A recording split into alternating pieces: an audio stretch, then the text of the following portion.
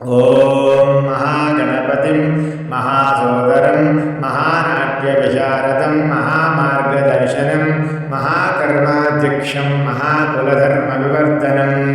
ಅಂಗಾರಕ ಸಂಕಷ್ಟಿ ಅಂದರೆ ಸಂಕಷ್ಟಿಗಳಲ್ಲೇ ವಿಶೇಷ ದಿನ ಅಂತ ಹೇಳ್ತಾರೆ. ಅದರಲ್ಲೂ ಇವತ್ತು ವೈಶಾಖ ಶುದ್ಧ ಮಾಸದಲ್ಲಿ ಬಂದಿದೆ. ಅಂದರೆ ಫಲ ದುಪ್ಪಟ್ಟು ಅಂತ ಹೇಳ್ತಾರೆ. ಇಂದು ಅತ್ಯಂತ ಶುಭ ದಿನ ಆಗಿರೋ ಕಾರಣ ಮಹಾಗಣಪತಿಯ ಆರಾಧನೆಯನ್ನು ಮಾಡಿದ್ದಲ್ಲಿ ಎಲ್ಲ ಕೆಲಸದಲ್ಲೂ ಜಯ ಸಿಗುತ್ತೆ. ಕಷ್ಟ ಕಾರ್ಪಣ್ಯಗಳು ಮಂಜಿನಂತೆ ಕರಗಿ ಹೋಗುತ್ತೆ. ನಮ್ಮ ಎಲ್ಲ ಅಭಿಷ್ಟಗಳನ್ನು ಮಹಾಗಣಪತಿಯು ನೆರವೇರಿಸ್ತಾನೆ ಅಂತ ನಂಬಿಕೆ ಇದೆ.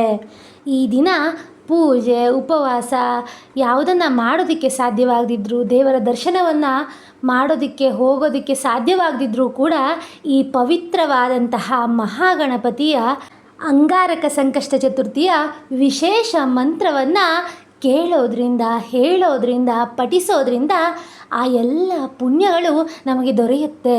ಆದ್ದರಿಂದ ಈ ವಿಡಿಯೋದಲ್ಲಿ ಮಹಾಗಣಪತಿಯ ಆರಾಧನೆಯನ್ನು ನಾವು ಕೂಡ ಮಾಡೋಣ, ಮಹಾಗಣಪತಿಯ ಅನುಗ್ರಹಕ್ಕೆ ಪಾತ್ರರಾಗೋಣ ಎನ್ನುತ್ತಾ ವಿಡಿಯೋನ ಶುರು ಮಾಡೋಣ. ತಡ ಮಾಡದೆ ಮಂತ್ರಗಳ ಪಾರಾಯಣವನ್ನು ಆಲಿಸೋಣ. ಭಕ್ತಿಯಿಂದ ಶ್ರದ್ಧೆಯಿಂದ ನಿಮ್ಮ ಮನಸ್ಸಿನಲ್ಲಿರುವ ಕಾಮನೆಗಳನ್ನು ಹೇಳಿಕೊಳ್ಳುತ್ತಾ ಈ ಮಂತ್ರವನ್ನು ಆಲಿಸಿ.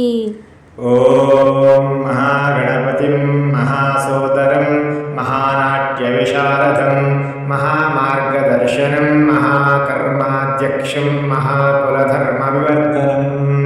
ಓಂ ಮಹಾಗಣಪತಿಂ ಮಹಾಸೋದರಂ ಮಹಾನಾಟ್ಯವಿಶಾರದಂ ಮಹಾಮಾರ್ಗದರ್ಶನಂ ಮಹಾಕರ್ಮಾಧ್ಯಕ್ಷಂ ಮಹಾಕುಲಧರ್ಮವಿವರ್ಧನಂ. ಓಂ ಮಹಾಗಣಪತಿಂ ಮಹಾಸೋದರಂ ಮಹಾನಾಟ್ಯವಿಶಾರದಂ ಮಹಾಮಾರ್ಗದರ್ಶನಂ ಮಹಾಕರ್ಮಾಧ್ಯಕ್ಷಂ ಮಹಾಕುಲಧರ್ಮವಿವರ್ಧನಂ. ಓಂ ಮಹಾಗಣಪತಿಂ ಮಹಾಸೋದರಂ ಮಹಾನಾಟ್ಯವಿಶಾರದಂ ಮಹಾಮಾರ್ಗದರ್ಶನಂ ಮಹಾಕರ್ಮಾಧ್ಯಕ್ಷಂ ಮಹಾಕುಲಧರ್ಮವಿವರ್ಧನಂ. ಓಂ ಮಹಾಗಣಪತಿಂ ಮಹಾಸೋದರಂ ಮಹಾನಾಟ್ಯವಿಶಾರದಂ ಮಹಾಮಾರ್ಗದರ್ಶನಂ ಮಹಾಕರ್ಮಾಧ್ಯಕ್ಷಂ ಮಹಾಕುಲಧರ್ಮವಿವರ್ಧನಂ. ಓಂ ಮಹಾಗಣಪತಿಂ ಮಹಾಸೋದರಂ ಮಹಾನಾಟ್ಯವಿಶಾರದಂ ಮಹಾಮಾರ್ಗದರ್ಶನಂ ಮಹಾಕರ್ಮಾಧ್ಯಕ್ಷಂ ಮಹಾಕುಲಧರ್ಮವಿವರ್ಧನಂ. ಓಂ ಮಹಾಗಣಪತಿಂ ಮಹಾಸೋದರಂ ಮಹಾನಾಟ್ಯವಿಶಾರದಂ ಮಹಾಮಾರ್ಗದರ್ಶನಂ ಮಹಾಕರ್ಮಾಧ್ಯಕ್ಷಂ ಮಹಾಕುಲಧರ್ಮವಿವರ್ಧನಂ. ಓಂ ಮಹಾಗಣಪತಿಂ ಮಹಾಸೋದರಂ ಮಹಾನಾಟ್ಯವಿಶಾರದಂ ಮಹಾಮಾರ್ಗದರ್ಶನಂ ಮಹಾಕರ್ಮಾಧ್ಯಕ್ಷಂ ಮಹಾಕುಲಧರ್ಮವಿವರ್ಧನಂ. ಓಂ ಮಹಾಗಣಪತಿಂ ಮಹಾಸೋದರಂ ಮಹಾನಾಟ್ಯವಿಶಾರದಂ ಮಹಾಮಾರ್ಗದರ್ಶನಂ ಮಹಾಕರ್ಮಾಧ್ಯಕ್ಷಂ ಮಹಾಕುಲಧರ್ಮವಿವರ್ಧನಂ. ಓಂ ಮಹಾಗಣಪತಿಂ ಮಹಾಸೋದರಂ ಮಹಾನಾಟ್ಯವಿಶಾರದಂ ಮಹಾಮಾರ್ಗದರ್ಶನಂ ಮಹಾಕರ್ಮಾಧ್ಯಕ್ಷಂ ಮಹಾಕುಲಧರ್ಮವಿವರ್ಧನಂ. ಓಂ ಮಹಾಗಣಪತಿಂ ಮಹಾಸೋದರಂ ಮಹಾನಾಟ್ಯವಿಶಾರದಂ ಮಹಾಮಾರ್ಗದರ್ಶನಂ ಮಹಾಕರ್ಮಾಧ್ಯಕ್ಷಂ ಮಹಾಕುಲಧರ್ಮವಿವರ್ಧನಂ. ಓಂ ಮಹಾಗಣಪತಿಂ ಮಹಾಸೋದರಂ ಮಹಾನಾಟ್ಯವಿಶಾರದಂ ಮಹಾಮಾರ್ಗದರ್ಶನಂ ಮಹಾಕರ್ಮಾಧ್ಯಕ್ಷಂ ಮಹಾಕುಲಧರ್ಮವಿವರ್ಧನಂ. ಓಂ ಮಹಾಗಣಪತಿಂ ಮಹಾಸೋದರಂ ಮಹಾನಾಟ್ಯವಿಶಾರದಂ ಮಹಾಮಾರ್ಗದರ್ಶನಂ ಮಹಾಕರ್ಮಾಧ್ಯಕ್ಷಂ ಮಹಾಕುಲಧರ್ಮವಿವರ್ಧನಂ. ಓಂ ಮಹಾಗಣಪತಿಂ ಮಹಾಸೋದರಂ ಮಹಾನಾಟ್ಯವಿಶಾರದಂ ಮಹಾಮಾರ್ಗದರ್ಶನಂ ಮಹಾಕರ್ಮಾಧ್ಯಕ್ಷಂ ಮಹಾಕುಲಧರ್ಮವಿವರ್ಧನಂ. ಓಂ ಮಹಾಗಣಪತಿಂ ಮಹಾಸೋದರಂ ಮಹಾನಾಟ್ಯವಿಶಾರದಂ ಮಹಾಮಾರ್ಗದರ್ಶನಂ ಮಹಾಕರ್ಮಾಧ್ಯಕ್ಷಂ ಮಹಾಕುಲಧರ್ಮವಿವರ್ಧನಂ. ಓಂ ಮಹಾಗಣಪತಿಂ ಮಹಾಸೋದರಂ ಮಹಾನಾಟ್ಯವಿಶಾರದಂ ಮಹಾಮಾರ್ಗದರ್ಶನಂ ಮಹಾಕರ್ಮಾಧ್ಯಕ್ಷಂ ಮಹಾಕುಲಧರ್ಮವಿವರ್ಧನಂ. ಓಂ ಮಹಾಗಣಪತಿಂ ಮಹಾಸೋದರಂ ಮಹಾನಾಟ್ಯವಿಶಾರದಂ ಮಹಾಮಾರ್ಗದರ್ಶನಂ ಮಹಾಕರ್ಮಾಧ್ಯಕ್ಷಂ ಮಹಾಕುಲಧರ್ಮವಿವರ್ಧನಂ. ಓಂ ಮಹಾಗಣಪತಿಂ ಮಹಾಸೋದರಂ ಮಹಾನಾಟ್ಯವಿಶಾರದಂ ಮಹಾಮಾರ್ಗದರ್ಶನಂ ಮಹಾಕರ್ಮಾಧ್ಯಕ್ಷಂ ಮಹಾಕುಲಧರ್ಮವಿವರ್ಧನಂ. ಓಂ ಮಹಾಗಣಪತಿಂ ಮಹಾಸೋದರಂ ಮಹಾನಾಟ್ಯವಿಶಾರದಂ ಮಹಾಮಾರ್ಗದರ್ಶನಂ ಮಹಾಕರ್ಮಾಧ್ಯಕ್ಷಂ ಮಹಾಕುಲಧರ್ಮವಿವರ್ಧನಂ. ಓಂ ಮಹಾಗಣಪತಿಂ ಮಹಾಸೋದರಂ ಮಹಾನಾಟ್ಯವಿಶಾರದಂ ಮಹಾಮಾರ್ಗದರ್ಶನಂ ಮಹಾಕರ್ಮಾಧ್ಯಕ್ಷಂ ಮಹಾಕುಲಧರ್ಮವಿವರ್ಧನಂ. ಓಂ ಮಹಾಗಣಪತಿಂ ಮಹಾಸೋದರಂ ಮಹಾನಾಟ್ಯವಿಶಾರದಂ ಮಹಾಮಾರ್ಗದರ್ಶನಂ ಮಹಾಕರ್ಮಾಧ್ಯಕ್ಷಂ ಮಹಾಕುಲಧರ್ಮವಿವರ್ಧನಂ. ಓಂ ಮಹಾಗಣಪತಿಂ ಮಹಾಸೋದರಂ ಮಹಾನಾಟ್ಯವಿಶಾರದಂ ಮಹಾಮಾರ್ಗದರ್ಶನಂ ಮಹಾಕರ್ಮಾಧ್ಯಕ್ಷಂ ಮಹಾಕುಲಧರ್ಮವಿವರ್ಧನಂ. ಓಂ ಮಹಾಗಣಪತಿಂ ಮಹಾಸೋದರಂ ಮಹಾನಾಟ್ಯವಿಶಾರದಂ ಮಹಾಮಾರ್ಗದರ್ಶನಂ ಮಹಾಕರ್ಮಾಧ್ಯಕ್ಷಂ ಮಹಾಕುಲಧರ್ಮವಿವರ್ಧನಂ. ಓಂ ಮಹಾಗಣಪತಿಂ ಮಹಾಸೋದರಂ ಮಹಾನಾಟ್ಯವಿಶಾರದಂ ಮಹಾಮಾರ್ಗದರ್ಶನಂ ಮಹಾಕರ್ಮಾಧ್ಯಕ್ಷಂ ಮಹಾಕುಲಧರ್ಮವಿವರ್ಧನಂ.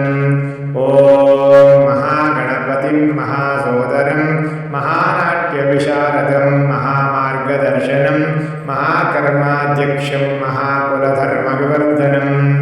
ಓಂ ಮಹಾಗಣಪತಿಂ ಮಹಾಸೋದರಂ ಮಹಾನಾಟ್ಯವಿಶಾರದಂ ಮಹಾಮಾರ್ಗದರ್ಶನಂ ಮಹಾಕರ್ಮಾಧ್ಯಕ್ಷಂ ಮಹಾಕುಲಧರ್ಮವಿವರ್ಧನಂ.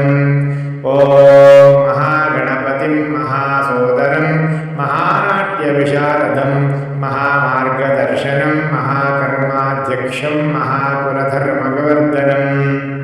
ಓಂ ಮಹಾಗಣಪತಿಂ ಮಹಾಸೋದರಂ ಮಹಾನಾಟ್ಯವಿಶಾರದಂ ಮಹಾಮಾರ್ಗದರ್ಶನಂ ಮಹಾಕರ್ಮಾಧ್ಯಕ್ಷಂ ಮಹಾಕುಲಧರ್ಮವಿವರ್ಧನಂ. ಓಂ ಮಹಾಗಣಪತಿಂ ಮಹಾಸೋದರಂ ಮಹಾನಾಟ್ಯವಿಶಾರದಂ ಮಹಾಮಾರ್ಗದರ್ಶನಂ ಮಹಾಕರ್ಮಾಧ್ಯಕ್ಷಂ ಮಹಾಕುಲಧರ್ಮವಿವರ್ಧನಂ. ಓಂ ಮಹಾಗಣಪತಿಂ ಮಹಾಸೋದರಂ ಮಹಾನಾಟ್ಯವಿಶಾರದಂ ಮಹಾಮಾರ್ಗದರ್ಶನಂ ಮಹಾಕರ್ಮಾಧ್ಯಕ್ಷಂ ಮಹಾಕುಲಧರ್ಮವಿವರ್ಧನಂ. ಓಂ ಮಹಾಗಣಪತಿಂ ಮಹಾಸೋದರಂ ಮಹಾನಾಟ್ಯವಿಶಾರದಂ ಮಹಾಮಾರ್ಗದರ್ಶನಂ ಮಹಾಕರ್ಮಾಧ್ಯಕ್ಷಂ ಮಹಾಕುಲಧರ್ಮವಿವರ್ಧನಂ. ಓಂ ಮಹಾಗಣಪತಿಂ ಮಹಾಸೋದರಂ ಮಹಾನಾಟ್ಯವಿಶಾರದಂ ಮಹಾಮಾರ್ಗದರ್ಶನಂ ಮಹಾಕರ್ಮಾಧ್ಯಕ್ಷಂ ಮಹಾಕುಲಧರ್ಮವಿವರ್ಧನಂ. ಓಂ ಮಹಾಗಣಪತಿಂ ಮಹಾಸೋದರಂ ಮಹಾನಾಟ್ಯವಿಶಾರದಂ ಮಹಾಮಾರ್ಗದರ್ಶನಂ ಮಹಾಕರ್ಮಾಧ್ಯಕ್ಷಂ ಮಹಾಕುಲಧರ್ಮವಿವರ್ಧನಂ. ಓಂ ಮಹಾಗಣಪತಿಂ ಮಹಾಸೋದರಂ ಮಹಾನಾಟ್ಯವಿಶಾರದಂ ಮಹಾಮಾರ್ಗದರ್ಶನಂ ಮಹಾಕರ್ಮಾಧ್ಯಕ್ಷಂ ಮಹಾಕುಲಧರ್ಮವಿವರ್ಧನಂ. ಓಂ ಮಹಾಗಣಪತಿಂ ಮಹಾಸೋದರಂ ಮಹಾನಾಟ್ಯವಿಶಾರದಂ ಮಹಾಮಾರ್ಗದರ್ಶನಂ ಮಹಾಕರ್ಮಾಧ್ಯಕ್ಷಂ ಮಹಾಕುಲಧರ್ಮವಿವರ್ಧನಂ. ಓಂ ಮಹಾಗಣಪತಿಂ ಮಹಾಸೋದರಂ ಮಹಾನಾಟ್ಯವಿಶಾರದಂ ಮಹಾಮಾರ್ಗದರ್ಶನಂ ಮಹಾಕರ್ಮಾಧ್ಯಕ್ಷಂ ಮಹಾಕುಲಧರ್ಮವಿವರ್ಧನಂ. ಓಂ ಮಹಾಗಣಪತಿಂ ಮಹಾಸೋದರಂ ಮಹಾನಾಟ್ಯವಿಶಾರದಂ ಮಹಾಮಾರ್ಗದರ್ಶನಂ ಮಹಾಕರ್ಮಾಧ್ಯಕ್ಷಂ ಮಹಾಕುಲಧರ್ಮವಿವರ್ಧನಂ. ಓಂ ಮಹಾಗಣಪತಿಂ ಮಹಾಸೋದರಂ ಮಹಾನಾಟ್ಯವಿಶಾರದಂ ಮಹಾಮಾರ್ಗದರ್ಶನಂ ಮಹಾಕರ್ಮಾಧ್ಯಕ್ಷಂ ಮಹಾಕುಲಧರ್ಮವಿವರ್ಧನಂ.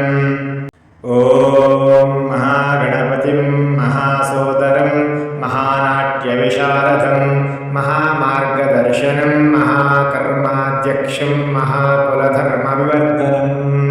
ಓಂ ಮಹಾಗಣಪತಿಂ ಮಹಾಸೋದರಂ ಮಹಾನಾಟ್ಯ महानाट्यविशारदं महामार्गदर्शनं महाकर्माध्यक्षं महाकुलधर्मविवर्धनम् ॐ महागणपतिं महासोदरं महानाट्यविशारदं महामार्गदर्शनं महाकर्माध्यक्षं महाकुलधर्मविवर्धनम् ॐ महागणपतिं महासोदरं महानाट्यविशारदं महामार्गदर्शनं महाकर्माध्यक्षं महाकुलधर्मविवर्धनम् ॐ महागणपतिं महासोदरं महानाट्यविशारदं महामार्गदर्शनं महाकर्माध्यक्षं महाकुलधर्मविवर्धनम् ॐ महागणपतिं महासोदरं महानाट्यविशारदं महामार्गदर्शनं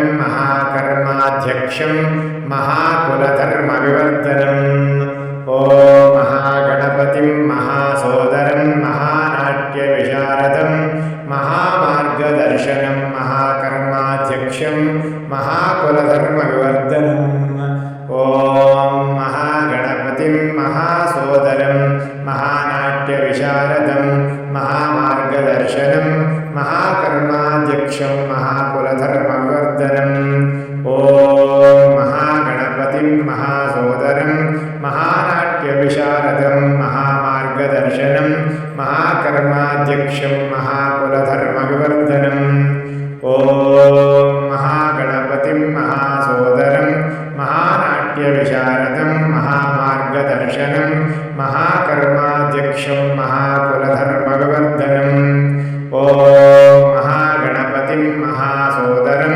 महानाट्यविशारदं महामार्गदर्शनं महाकर्माध्यक्षं महाकुलधर्मविवर्धनम् ॐ महागणपतिं महासोदरं महानाट्यविशारदं महामार्गदर्शनं महाकर्माध्यक्षं महाकुलधर्मविवर्धनम् ॐ महागणपतिं महासोदरं महानाट्यविशारदं महामार्गदर्शनं महाकर्माध्यक्षं महाकुलधर्मविवर्धनम् ॐ महागणपतिं महासोदरं महानाट्यविशारदं महामार्गदर्शनं महाकर्माध्यक्षं महाकुलधर्मविवर्धनम् ॐ महागणपतिं महासोदरं महानाट्यविशारदं महामार्गदर्शनं महाकर्माध्यक्षं महाकुलधर्मविवर्धनम् ॐ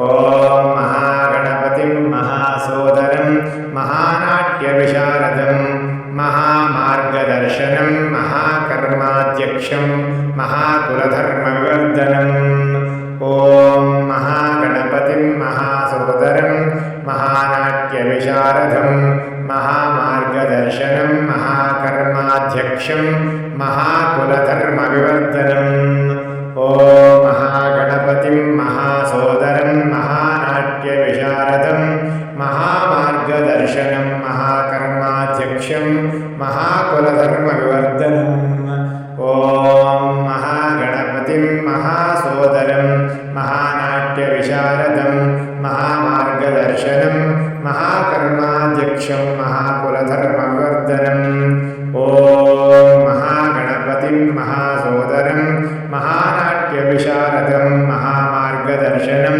महाकर्माध्यक्षं महाकुलधर्मविवर्धनम् ॐ महागणपतिं महासोदरं महानाट्यविशारदं महामार्गदर्शनं महाकर्माध्यक्षं महाकुलधर्मविवर्धनम् ॐ महागणपतिं महासोदरं महानाट्यविशारदं महामार्गदर्शनं महाकर्माध्यक्षं महाकुलधर्मविवर्धनम् ॐ महागणपतिं महासोदरं महानाट्यविशारदं महामार्गदर्शनं महाकर्माध्यक्षं महाकुलधर्मविवर्धनम् ॐ महागणपतिं महासोदरं महानाट्यविशारदं महामार्गदर्शनं महाकर्माध्यक्षं महाकुलधर्मविवर्धनम् ॐ महागणपतिं महासोदरं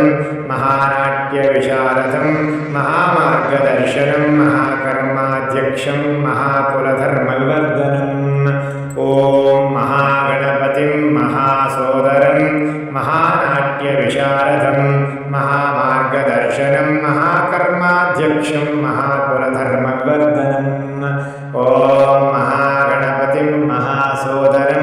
महानाट्यविशारदं महामार्गदर्शनं महाकर्माध्यक्षं महाकुलधर्मविवर्धनम् ॐ महागणपतिं महासोदरं महानाट्यविशारदं महामार्गदर्शनं महाकर्माध्यक्षं महाकुलधर्मविवर्धनम् ॐ महागणपतिं महासोदरं महानाट्यविशारदं महामार्गदर्शनं महाकर्माध्यक्षं महाकुलधर्मविवर्धनम् ॐ महागणपतिं महासोदरं महानाट्यविशारदं महामार्गदर्शनं महाकर्माध्यक्षं महाकुलधर्मविवर्धनम् ॐ महागणपतिं महासोदरं महानाट्यविशारदं महामार्गदर्शनं महाकर्माध्यक्षं महाकुलधर्मविवर्धनम्